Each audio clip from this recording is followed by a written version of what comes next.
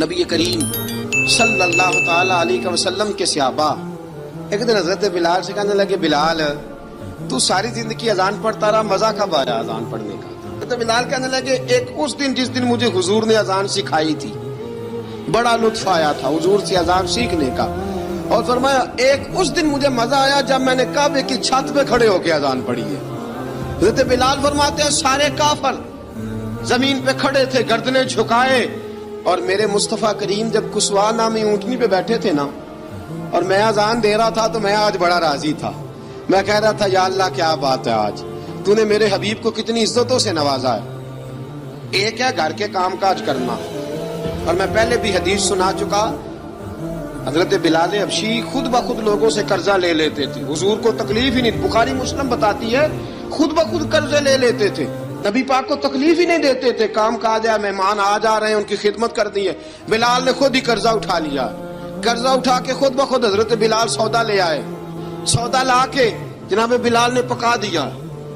ایک دن ایسا بھی آیا بخاری شریف کے لفظ ہیں کہ جن کے قرضے دینے تھے وہ کہنے لگے بلال سے میرے قرضہ دو ورنہ تجھے لے جائیں گے، بکریاں چرانی پڑیں گے۔ حضرت بلال حبشی رضی اللہ تعالیٰ عنہ نے حضور کی خدمت میں عرض کی، کہا اگر کوئی بندوبست ہو گیا تو ٹھیک ہے ورنہ میں تو سویرے بھاگ جاؤں گا، میں شام چلا جاؤں گا، پیسے آ گئے تو مجھے پیغام بھیجنا، آ جاؤں گا۔ سویرے فجر سے پہلے حضور نے پیغام بھیج دیا، فرمایا بلال تیری مدد کے لیے اللہ نے 3 اونٹنیاں سامان کی بھیج دی ہیں۔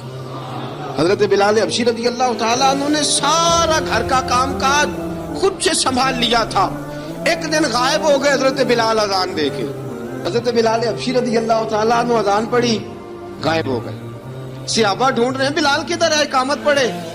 حضور نے فرمایا ٹھہر جاؤ، بلال آئے گا تو اقامت پڑھے گا، جلدی نہ کیا کرو مسجد میں، اگر 2-4 منٹ کبھی دیر ہو جائے نا نماز میں تو جلدی کوئی بات نہیں، اللہ کے گھر ہی آئے ہو نا، جلدی نہ مچایا کرو، اللہ کا گھر ہے، رحمت والی جگہ ہے۔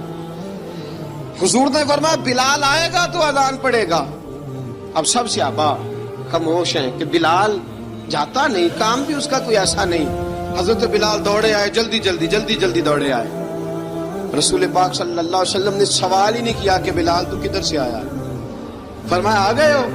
حضور آ گیا ہوں، پڑھو اقامت پڑھی، جماعت ہو گئی۔ اب صحابہ کرام علی مریدوان حیران ہے کہ حضور نے پوچھا ہی نہیں اور بلال آیا بھی دیر سے۔ حضرت جناب سیدنا صدیق اکبر، جناب مقداد، جناب سلمان فارسی، چند صحابہ نا حضرت بلال کو لے کے، کون ہے بلال تو کدھر تھا، راز کی کوئی بات ہے جو بتاتا نہیں، کدھر تھا؟ حضرت بلال رضی اللہ تعالیٰ عنہ کی آنکھوں میں آنسو آ گئے، رو پڑے۔ کہ بلال کوئی گہری بات ہے، بتا معاملہ کیا ہے، روتا کیوں ہے؟ حضرت بلال حبشی رضی اللہ تعالیٰ عنہ فرمانے لگے، جب حضرت خدیجۃ الکبریٰ گھر میں چکی پیستی تھی، تھک جاتی تھی نا تو میں مدد کرایا کرتا تھا۔ کتنے دن بیت گئے، جب فجر کی اذان دینے کے لیے گزرتا ہوں تو حضرت فاطمہ الزہرا کے بچے روتے ہوتے ہیں۔ فرمایا میں نے حضرت فاطمہ کو گود میں کھلایا ہے، مجھے اپنے محبوب کی شہزادی سے بڑا پیار ہے، کئی دنوں سے حضور کی خدمت میں عرض کر رہا تھا یا رسول اللہ کو مہربانی فرمائیں۔ حضور نے رات پیغام بھیجا ہے سیدہ فاطمہ کو کہ بلال جب آئے تو پردہ کر کے اندر چلی جایا کر۔ حضرت بلال فرماتے ہیں اذان دے کے گیا تھا حضرت فاطمہ کے گھر، میں نے کہا محبوب کی بیٹی ذرا پردہ کر لے، تو بچوں کو دودھ پلا، میں تیری چکی پیس دیتا ہوں۔ حضرت بلال حبشی کی آنکھوں میں آنسو رو رو کے بتلاتے ہیں، فرمایا سیدہ طیبہ طاہرہ حضرت فاطمہ الزہرا، میرے حبیب نے پتہ کیا فرمایا؟ فرمایا جس نے فاطمہ کو راضی کیا اس نے تو مجھے راضی کیا۔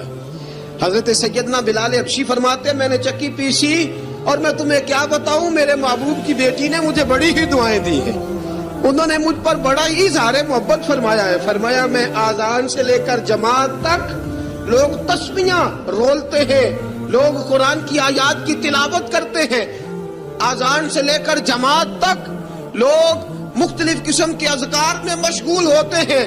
فرمایا میرا ذکر سنو، میری تلاوت سنو، میرا وظیفہ سنو، میں آذان سے لے کر جماعت تک محمد عربی کی بیٹی کی خدمت کرنے چلا جاتا ہوں۔